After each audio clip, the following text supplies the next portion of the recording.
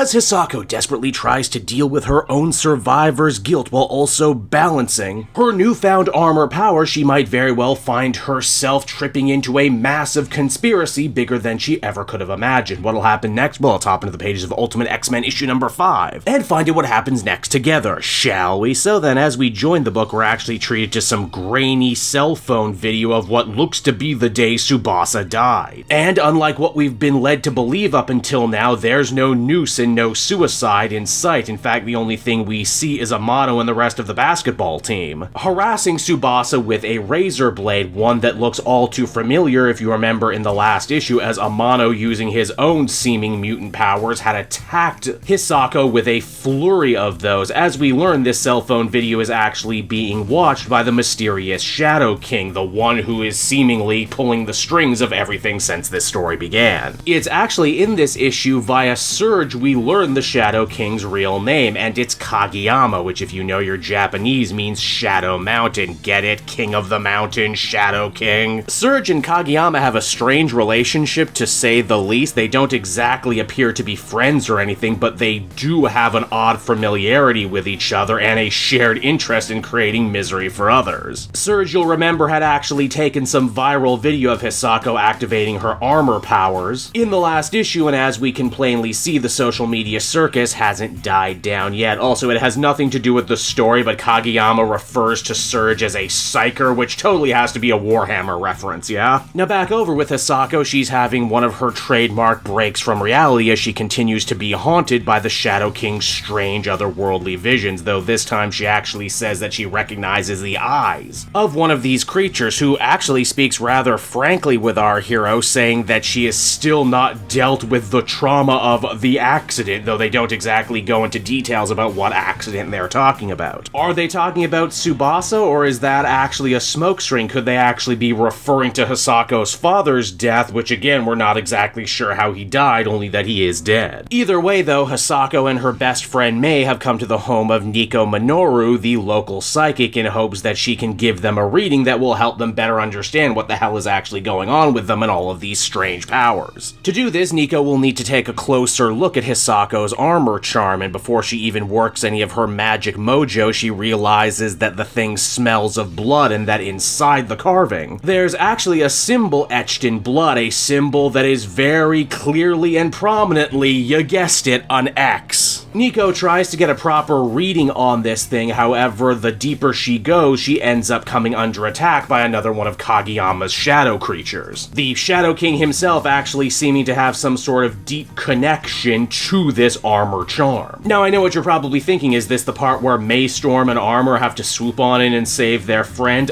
No, actually, Nico ends up defending herself, as the magnifying glass she's been using this whole time magically power pole extends and takes a form much more similar to the classic staff that Nico uses in the main 616 universe. As we learn, the magnifying glass was actually a gift from Nico's dearly departed grandmother, a woman who had done a whole lot of writing on the arcane, but particularly on blood rituals and ancient cults. But we'll circle back to that in a minute. From there, we actually check on in with Surge and see what she's doing. Apparently, when she's not taking viral videos, she's, get this, a survival sex worker. One who uses her electrical powers to roll her johns. Goddamn, Ultimate X-Men, just when I get used to the horrifying eldritch abominations, you sideswipe me with the all-too-real, all-too-topical horrors of everyday life. Then again, I guess that's where this series lives, isn't it? You're not safe, either be it from the supernatural or from the sadly mundane. Another interesting thing of note, too, is that when Surge leaves, she spits on a picture of Sunfire, who you'll remember if you read the Ultimate Invasion book was actually part of the Maker's secret cabal, and that he and Silver Samurai and a couple other Japanese mutants were actually put in charge of ruling over the Japanese territory for the Maker. Again, implying that there is a much bigger, more traditional world of mutantdom outside everything we've seen so far involving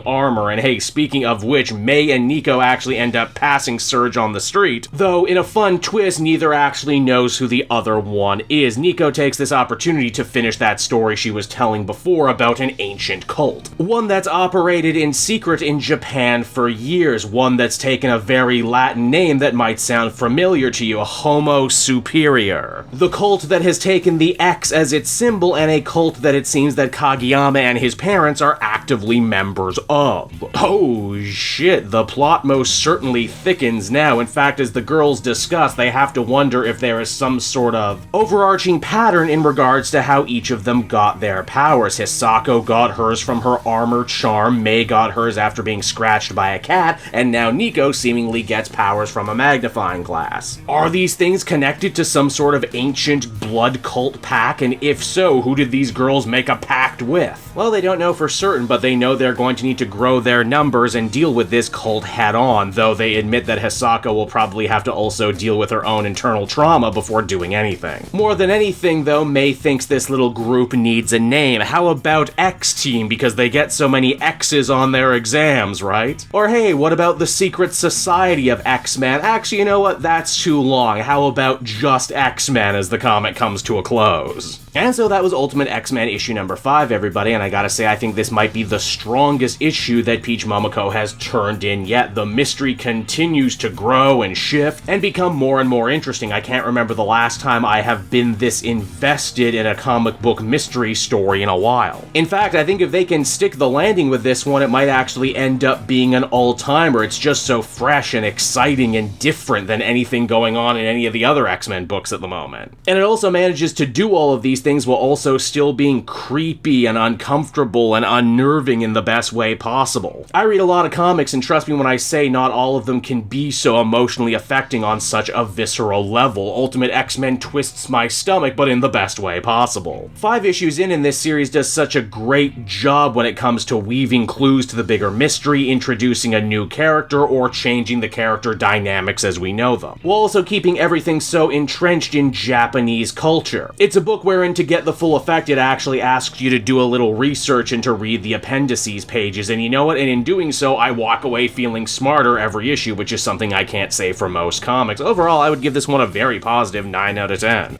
Hey there everyone, it's your pal Cape Joel again, and if you're seeing my face right now, that means you watched to the end of the video, and I'll always be grateful for that. Retention helps in this crazy YouTube game, and so does becoming a patron. If you head on down to the description, you can find a link to my Patreon page. Recently just redid all the tiers, a lot of cool stuff offering up there, exclusive commentaries, exclusive polls, behind the scenes concept art for Capes and Quest. That's the brand new D&D show I've started soon. Never been a better time to become a patron. You can become a patron for as little as $1 a month and help the channel grow and, you know, help me continue to deliver content like what you just saw. So I want to thank you all, and I will see you again next time. Bye-bye.